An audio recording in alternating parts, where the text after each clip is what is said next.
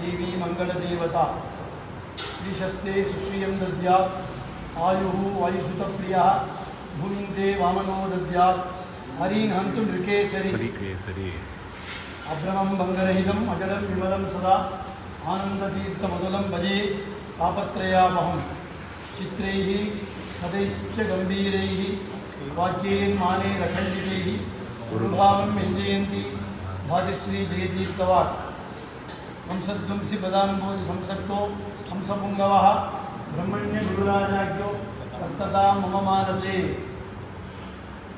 अर्थिकल्पितं वन्दे नरसिंहतीर्थनिलयं श्रीव्यासराट्पूजितं ध्यायन्तं मनसा नृसिंहचरणं श्रीपादराजं गुरुम् अर्थिकल्पितकल्पोऽयं प्रत्यर्थिगजकेसरी व्यासतीर्थगुरुर्भूयात् अस्मदिष्टार्थसिद्धये मूकोऽपि यत्प्रसादेन मुकुन्द शयनायते राजराजायते रिक्तो राघवेन्द्रं तमाश्रये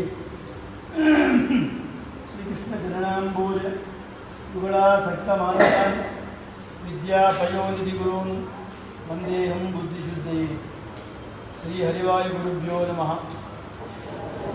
ಪರಮ ಪವಿತ್ರವಾದ ವೈಶಾಖ ಮಾಸ. ಈ ವೈಶಾಖ ಮಾಸದಲ್ಲಿ ಎಲ್ಲರಿಗೂ ಜಾಸ್ತಿ ಆಗ್ತಕ್ಕಂಥದ್ದು ನೀರಡಿಕೆ. ಒಂದೊಂದು ತಿಂಗಳಲ್ಲಿ ಒಂದೊಂದು ರೂಪದಿಂದ ಭಗವಂತನನ್ನು ಉಪಾಸನೆ ಮಾಡುವ ಕ್ರಮವನ್ನು ಮಾಸ ಧರ್ಮಗಳು ಹೇಳ್ತಾ ಇವೆ.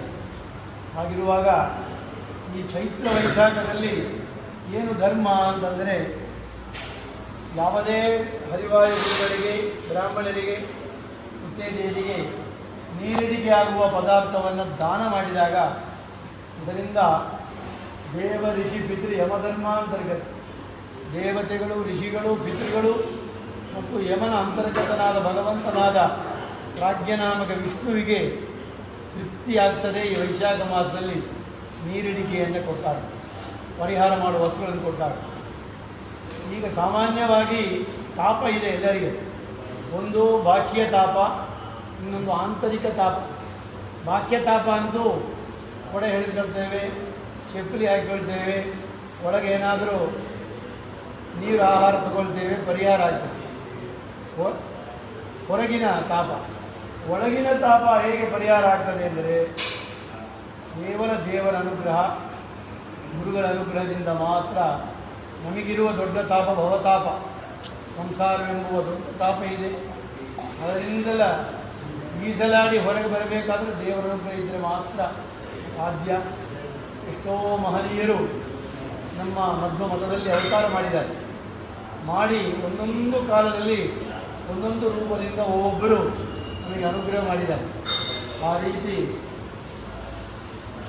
ವ್ಯಾಸರಾಜರ ವಿಶೇಷವಾದ ಪ್ರಾರ್ಥನೆಗೆ ಒಳಪಟ್ಟವರು ಬ್ರಹ್ಮಣ್ಯ ತೀರ್ಥರು, ಸೂರ್ಯಾಂಶ ಸಂಭೂತರು, ಸೂರ್ಯನ ಅವತಾರರು.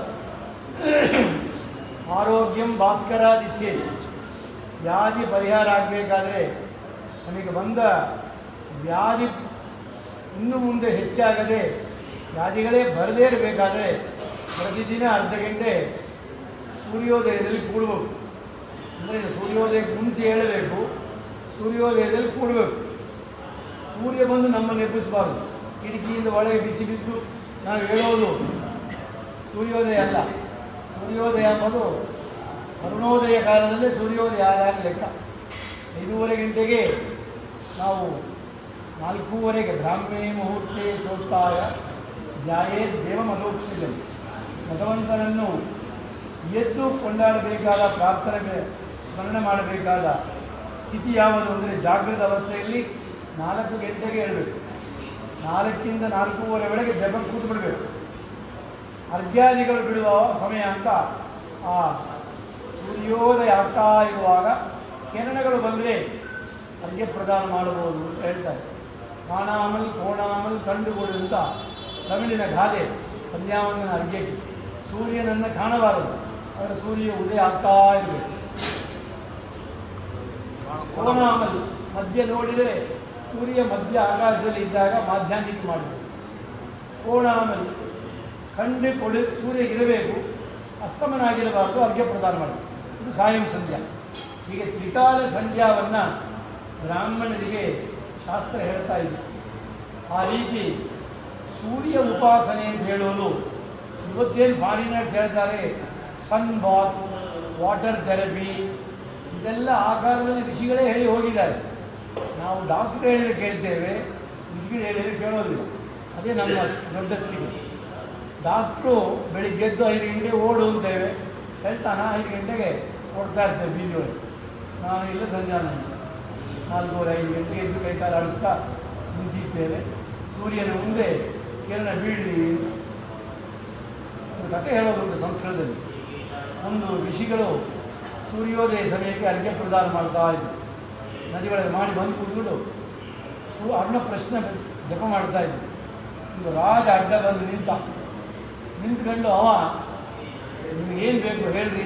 ಅವ್ರು ಕಣ್ಣು ತೆರೆದರು, ನಿಮಗೇನು ಬೇಕು ಹೇಳ್ರಿ, ನಾನು ಎಲ್ಲ ಕೊಡ್ತೇನೆ, ಏನು ಕೊಡೋದು ಬೇಡ, ನಾನು ಅಡ್ಡ ಸರಿ ಸೂರ್ಯ ಕಿರಣ ಮೇಲೆ ಬೀಳ್ತಾ ಇದೆ, ಅದು ನನ್ನ ಮೇಲೆ ಬಿದ್ದರೆ ಸಾಕು, ನಾನು ಆರೋಗ್ಯವಾಗಿ ನಾನು ಧರ್ಮ ಮಾಡ್ತೇನೆ. ಶರೀರ ಮಾಧ್ಯಮಿಕರು ಧರ್ಮ ಸಾಧನ. ಧರ್ಮ ಮಾಡಬೇಕಾದರೆ ಶರೀರ ಪುಷ್ಟಿಯಾಗಿರಬೇಕು, ಆರೋಗ್ಯವಾಗಿರಬೇಕು. ಏಕಾದಶಿ ಉಪವಾಸ ಮಾಡಬೇಕಾದರೆ ಮನಸ್ಸು ಮಾತ್ರ ನಮಗೆ ಅನುಕೂಲ ಮಾಡಿದರೆ ಸಾಕಾಗದು. ಶರೀರ ಬಲವೂ ಬೇಕು, ಮನೋಬಲವೂ ಬೇಕು.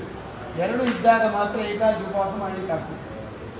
ಈಗ ಎಲ್ಲ ವ್ರತ ನಿಯಮಗಳಿಗೆ ಆಧಾರ ಯಾವುದು ಅಂದರೆ ಶರೀರ ಬಲ.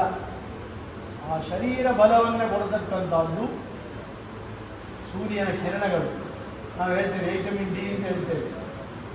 ಎ ಇಂದ ಸಿ ವರೆಗೆ, ಎ ಇಂದ ಡಿ ವರೆಗೆಲ್ಲ ಇದೆ. ಆದರೆ ನಮಗೆ ಇಲ್ಲಿ ಇರೋ A B C D E ಬಿಟ್ಬಿಡ್ತೇವೆ, ಎಮ್ಮಿಗೆ ಹೊಟ್ಟೋಗ್ತೇವೆ. ಏನು ವೈಟಮಿನ್ ಎಮ್, ಮಣಿ ಅಂತ ಅರ್ಥ. ಅಲ್ಲೇ ಗುರಿ ನಮ್ಮದು. ಡಾಕ್ಟ್ರ್ ಹೇಳುವ ವೈಟಮಿನ್ಸ್ ಏನಿದೆ ಅದನ್ನು ಯಾವುದು ಆಧ್ಯಾತ್ಮಿಕವಾಗಿ ಋಷಿಗಳೆಲ್ಲ ಕೊಟ್ಟಿದ್ದಾರೆ. ಎ ಇಂದ ಏನು ಫಲ, ಬಿ ಇಂದ ಏನು ಫಲ, ಯಾವ ಆಹಾರ ತಗೊಂಡ್ರೆ ನಿಮಗೆ ಸಿ ಬರ್ತದೆ, ಡಿ ಇಂದ ಏನು ಆಗಬೇಕು ಅದೆಲ್ಲ ನೆನಪೇ ಇಲ್ಲ. ವಿಪಕ್ಷಿ ಪರಮಾತ್ಮನೋ ಅಂತ. ವಿ ಅಂದರೆ ಭಗವಂತ ಅಂತ ಅರ್ಥ.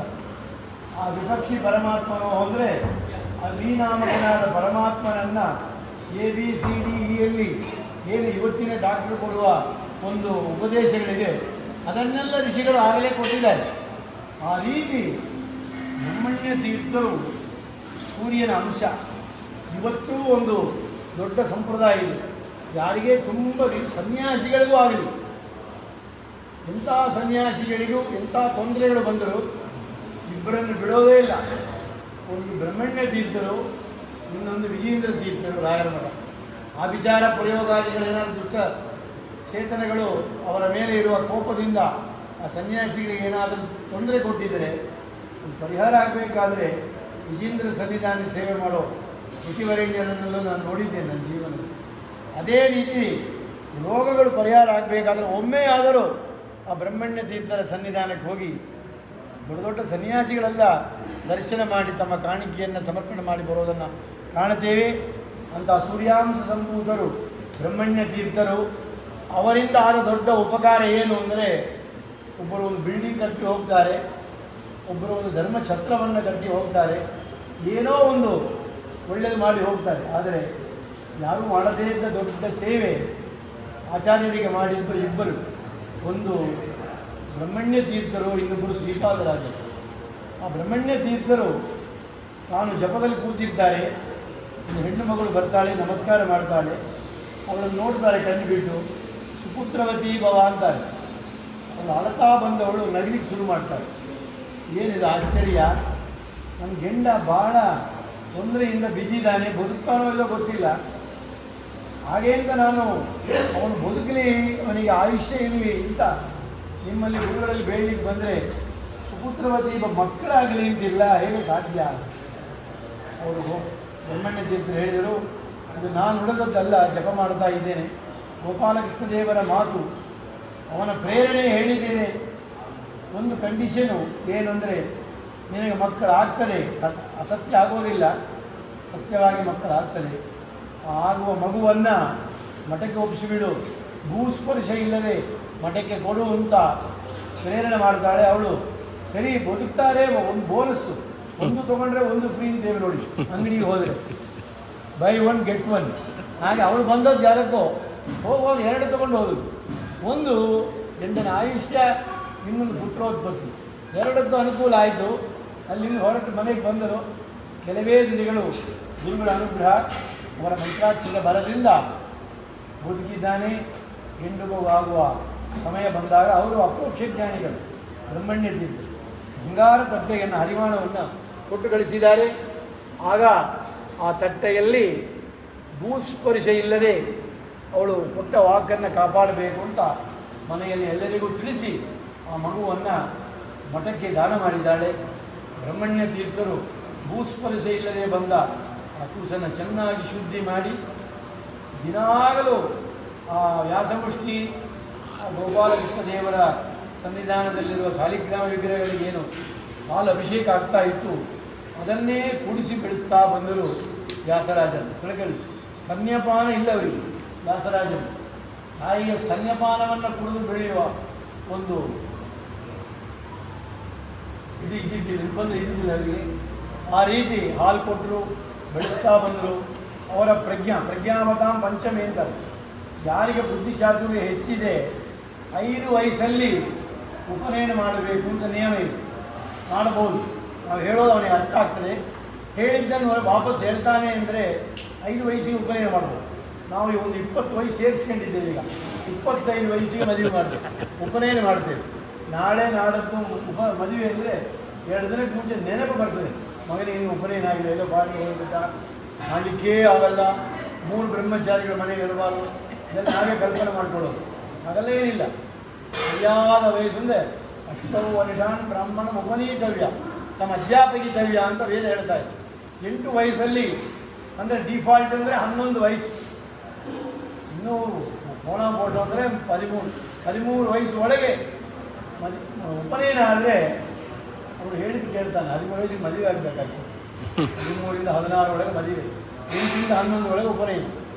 5 ವಯಸ್ಸಿಗೆ ಏನು ಪಂಚಮೇ ವಯಸ್ಸಿ ಮೃತ ಸನ್ಯಾಸ ದೀಕ್ಷಾಪಥ ಅಂತ ಅವರನ್ನು ಹೊಗಳ್ತಾರೆ. 5 ವಯಸ್ಸಿಗೆ ಅವರಿಗೆ ಸನ್ಯಾಸವನ್ನು ಕೊಟ್ಟು ವ್ಯಾಸತೀರ್ಥ ಅಂತ ನಾಮಕರಣ ಮಾಡಿ ಅವರು ಸ್ವಲ್ಪ ದಿನ ಪಾಠ ಹೇಳಿ ಅವತ್ತಿನ ಯೂನಿವರ್ಸಿಟಿ ಶ್ರೀಪಾದರಾಜರ ಸನ್ನಿಧಾನ ಅಲ್ಲಿ ಅವರನ್ನು ಕೊಟ್ಟು ಕಳಿಸಿ ಅವರಲ್ಲಿ ಶಾಸ್ತ್ರಾಧ್ಯಯನವನ್ನು ಮಾಡಿಸಿ ಪುರುಷೋತ್ತಮ ತೀರ್ಥರು ಅವರಿಗೆ ಆಶ್ರಮ ಕೊಟ್ಟು ಅವರಿವತ್ತು ಗೃಹ ಪ್ರವೇಶ, ಅವರಿಗೆ ಬೃಂದಾವನ ಇಲ್ಲ, ಅಂತರ್ಧ್ಯಾನ ಆಗಿದೆ.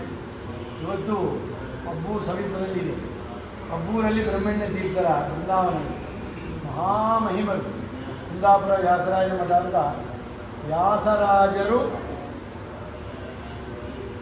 ಕುಂದಾಪುರ ವ್ಯಾಸರಾಜರಿಗೆ ವಾದಿರಾಜರು ದಾನ ಮಾಡಿದ ಗ್ರಾಮ ಪ್ರದೇಶಗಳು ಕುಂದಾಪುರ. ಅದನ್ನು ಮೇಂಟೈನ್ ಮಾಡಲಿಕ್ಕೆ ಆಗಲ್ಲ ಅಂತ ತನ್ನಲ್ಲಿದ್ದ ಒಬ್ಬರು ಸನ್ಯಾಸಿಗಳಿಗೆ ಆಶ್ರಮ ಕೊಟ್ಟು ಮುಂದುವರಿಸಿದ್ದು ಕುಂದಾಪುರ. ಅದು ಒಂದು ಶಾಖಾ ಮಠ, ಪರಮಹಂಸ ಪ್ರಧಾನ ಮಠ ಅಂತ ಹೇಳಲಿಕ್ಕಿಲ್ಲ, ಶಾಖಾ ಮಠ ಅದು.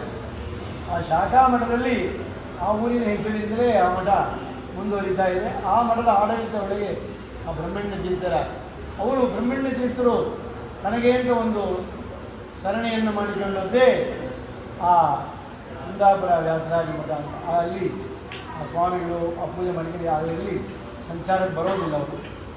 ಆ ಸ್ವಾಮಿಗಳ ಒಂದು ಆಡಳಿತ ಒಳಗೆ ಆ ಮಠ ಇದೆ. ಈಗ ಇವತ್ತು ಸಾವಿರಾರು ಜನ ಸೇರ್ತಾರೆ, ಅಲ್ಲಿ ತೀರ್ಥಪ್ರಸಾದ ಆಗ್ತದೆ. ಅಂಥ ವ್ಯಾಸರಾಜರು ಯೇಸು ಮುನಿಗೆ ಇದ್ದೇನು ಮಾಡಿದರು, ವ್ಯಾಸಮುನಿ ಮಧ್ವಮತವನ್ನು ಉದ್ಧರಿಸಿದ ಅಂತ ಗುರುಗಳು ಶಿಷ್ಯರನ್ನು ಹೊಗಳಬೇಕಾದರೆ ಎಷ್ಟು ಪವಾಡಗಳನ್ನು, ಎಷ್ಟು ಸಾಧನೆಗಳನ್ನು ಮಾಡಿದರು.